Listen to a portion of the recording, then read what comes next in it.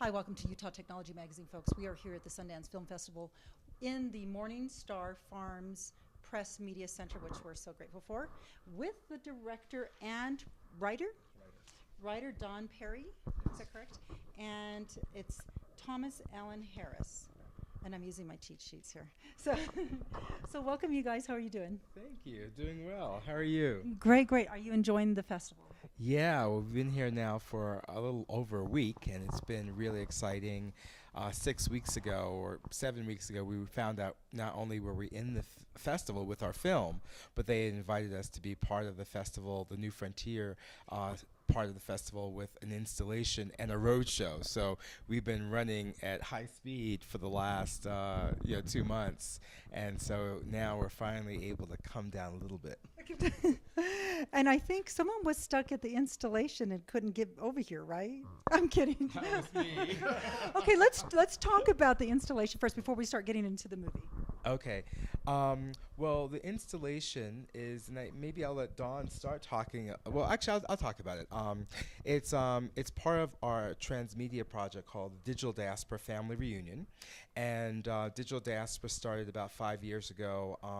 I've been making films for many years, mining my family's archive, photographic and film archive, and I would take these films around the world, and people would say to me, I have these family photographs and I want to do something creative with them. And so I started thinking about the idea of like a space with new media that would allow people to gather their family photographs and do creative kinds of stuff with them, and really take them out of boxes and under beds and off of the shelves and make them active. We could use them to have fun with, to learn, to create videos with, to tell our stories, to pass down the family story. So that's what we created with Digital Diaspora. It's been a touring roadshow and also a interactive web project.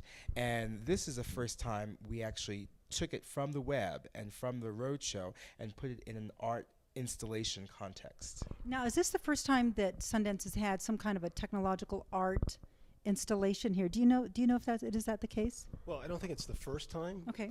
I think they actually began it last year, but this year is the first time that they've had kind of all of it come together. So it's really impressive, yeah, and one of there's two so much films. technology. Right. Yeah.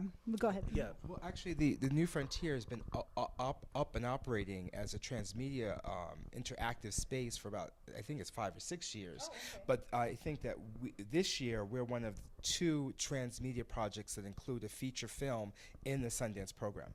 Oh, okay. I see. And so as a result, we have the film, Through a Lens Darkly, Black Photographers and the Right. Emergence of a People, which is focused on photography. Then we've created this installation, which shows some of the 15,000 photographs that we've collected as part of the making of the film, as one set of images that's shown. Plus, in the course of doing the live Digital Diaspora Roadshow events, we've been to 13 events in 5 cities over the last 4 years, and we've gathered 6,500 photographs just for that. Wow. So we've got people sharing those images. And then, as if that weren't enough, Okay. Yes. right? Add to it. We created a social media campaign on Instagram called One World, One Family. Okay. So tell the audience again what is that? It's a media campaign. That's right, social media campaign. Okay. So this is a way for people to join us at Sundance, even if they're not here. If they use the hashtag the number one world, number one family, one world, one family. One world, one family. Right. Hashtag. Hashtag. Got it. Okay. Take a photograph or take it from the gallery, hashtag it, stick it up on Instagram. You could also Twitter it, and it also will be aggregated into our Instagram campaign. We have a monitor, a kiosk, as part of the installation. We There we go. Thanks. We have a monitor as part of the installation, and it's aggregating all of those hashtagged photographs. And as of right now, Yeah. How many do you guys have? Because everybody's down there taking their photographs. So if you Exactly. want, come down to Sundance and take your photograph or join the Instagram campaign, right? Yeah, you could join the Instagram campaign wherever you are across the world, in fact. But those people who are driving distance or walking distance to New Frontier at the Gateway in Park City can come and print out their images, and you can print out as many as you like. So this is this is an interesting time because we're between the the family album is it's something that the That's it. yeah That's it. That's part of the that's part of the Instagram campaign. There's 1,332 images up there right now, Right. and we estimate that if the average person has 300 some followers, that we're right now at about 500,000 in terms of the number of people who are seeing and participating vicariously in one world, one family. This is quite innovative.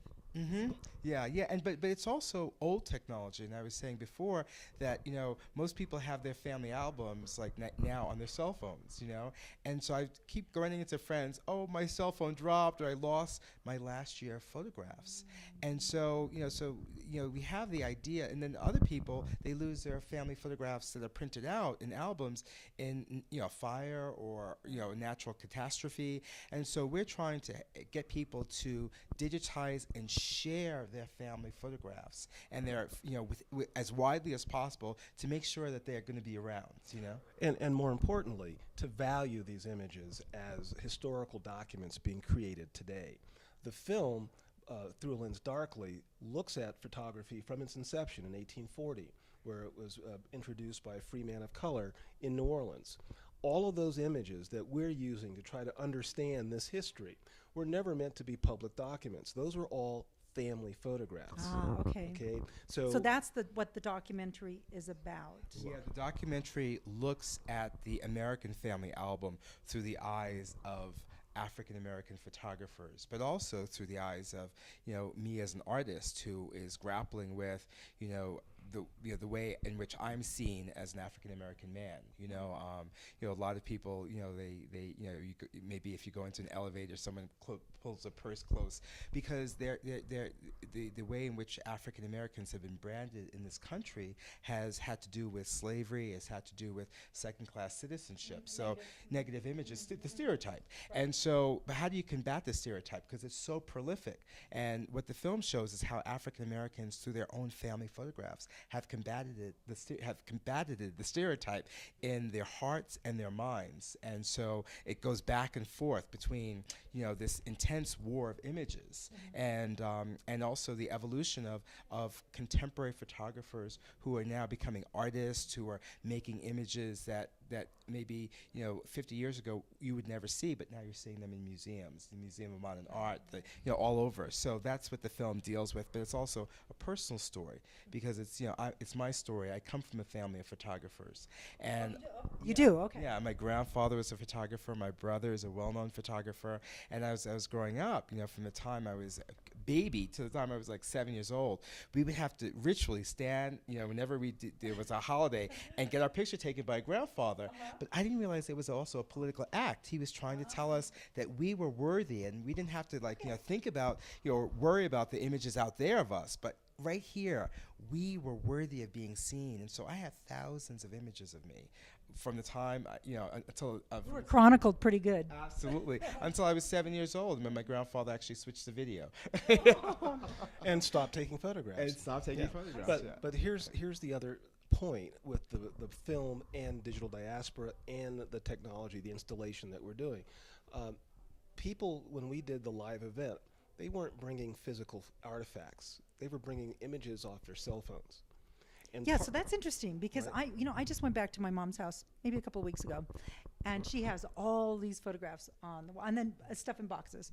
And I just got my camera. I'm going, and I wanted them, and because I'm thinking there's only one, and I wanted to hold on to it. Right. So that's it's interesting that we're doing that. Well, that's important. That's one of the takeaways from the entire project, that we want people to value the images. Because all of those images, yes, they could disappear in a heartbeat, and that history's lost. Or worse, maybe it's not you, but someone else would see this big box of things and say, that's junk to me, and throw it out. I mean, recently, there was a story about 2 years ago in the Philadelphia Inquirer about an